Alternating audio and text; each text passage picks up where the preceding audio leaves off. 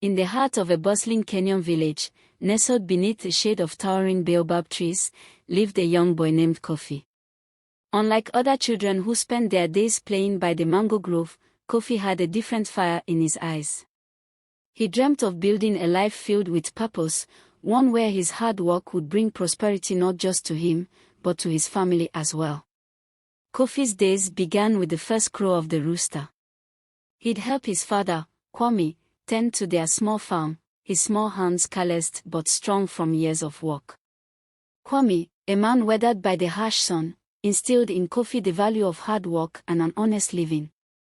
"Remember, Kofi," he'd say, his voice rough with age, "a seed that's nurtured well grows into a strong tree."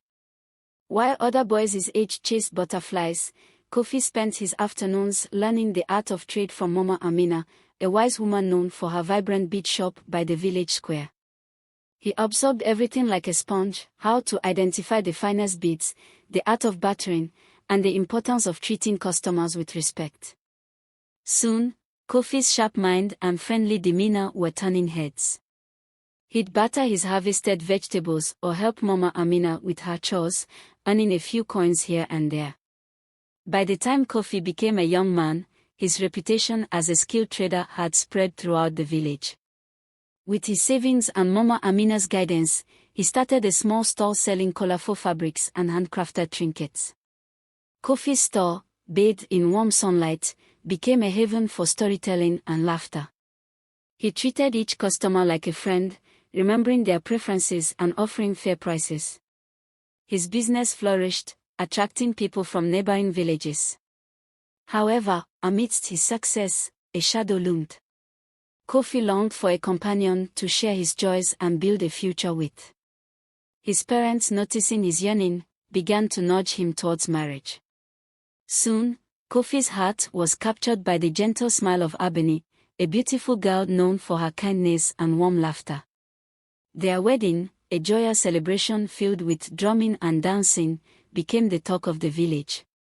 Years flew by, filled with the quiet contentment of married life.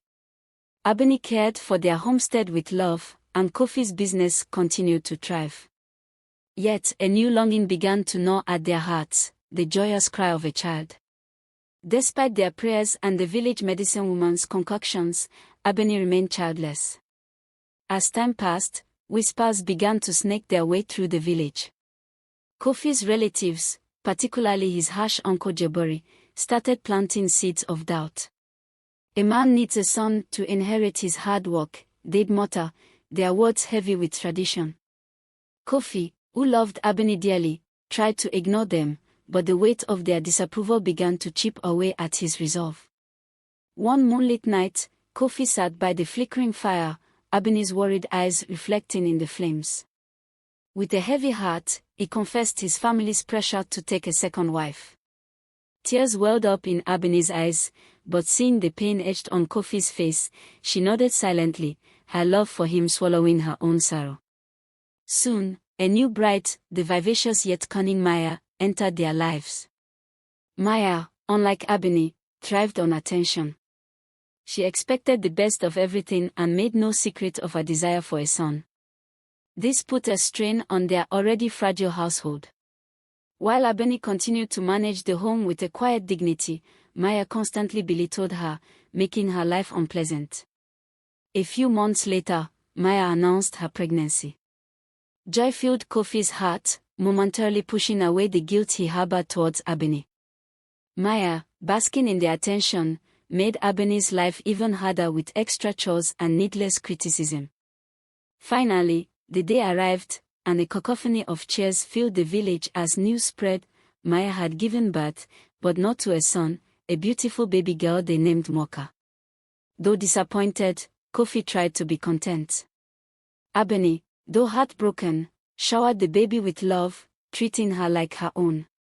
Eventually Abeni also conceived and bore a girl child called Eo. However, fate had another twist in store. Soon after, Abeni fell ill. A mysterious cough that wouldn't go away, a loss of appetite, and a growing weakness consumed her. Despite the village healer's efforts, Abeni's health deteriorated. One day, As the sun dipped below the horizon, leaving the sky ablaze with color, Abini breathed her last, leaving a void in Kofi's heart and an unbearable burden upon her daughter, Eo. Eo, barely 5 years old, found herself adrift in a sea of grief. Her only solace was the memory of her mother's gentle touch and warm smile. Maya, now the sole mistress of the house, wasted no time in making Eo's life difficult. Chores piled up, fetching water, sweeping the floors, tending to the baby, leaving Eo with barely any time for play. Despite the hardships, Eo inherited her father's spirit. Just as Kofi had observed Mama Amina, Eo spent her moments observing him at his stall. She watched how he interacted with customers, the way he displayed his wares, and the joy he took in a good bargain. Slowly, a spark ignited within her. One day, while Kofi was away on a trading trip, Eo snuck into his stall. She carefully arranged the fabrics, mimicking his practiced hand. Then, with a handful of brightly colored beads from her mother's forgotten collection, she created small, intricate necklaces. When a weary traveler stopped by the stall, Eo, mustering all her courage, approached him. "Would you like to buy a necklace, sir?" she asked, her voice small but clear. The traveler, touched by her innocent eyes and the delicate beauty of the necklace, readily agreed. As he handed her a few coins, a sense of pride bloomed within Eo. It wasn't just the money, it was the feeling of accomplishment, of having earned something with her own skills. From that day on, Eo continued to secretly practice. She gathered discarded scraps of fabric, crafting small toys and pouches. When Kofi returned, surprised and delighted to see his stall adorned with her creations, Eo confessed her secret. To his credit, Kofi didn't scold her for venturing into the store. Instead, he saw the spark in his daughter's eyes and the talent she possessed. Kofi began to include Eo in his business. He taught her the basics of trading, bartering, and managing finances. Eo, a quick learner, grasped the concepts with ease. She possessed a natural ability to understand people's needs and offer them the perfect item. Her cheerful demeanor and genuine interest in her customers made her a natural salesperson. Meanwhile, Maya, threatened by Eo's growing competence, tried to undermine her. She'd criticize her work, hide her supplies, and spread rumors about her being unlucky. However, Eo, fueled by her mother's memory and her own determination, refused to be discouraged. She kept her head held high, her heart filled with the lessons her mother had taught her: kindness, resilience, and the joy of hard work. As Eo grew older, her talent blossomed. Her stall, a separate one beside her father's, became a popular attraction. She sourced unique items from traveling merchants, bartered for exotic spices, and even began creating her own vibrant fabrics, inspired by the colorful birds that frequented the village. Her store, known for its warmth and fair prices, became a haven for women who shared stories and gossip over steaming cups of tea. One day, a group of wealthy merchants from a neighboring town visited the village market. They were impressed by Eo's vibrant fabrics and her ability to strike a good deal. They offered her a chance to sell her wares in their town's prestigious market. Eo, a little nervous but filled with excitement, readily agreed. The trip to the neighboring town was daunting. Eo, accompanied by her father, had never been so far away from her village.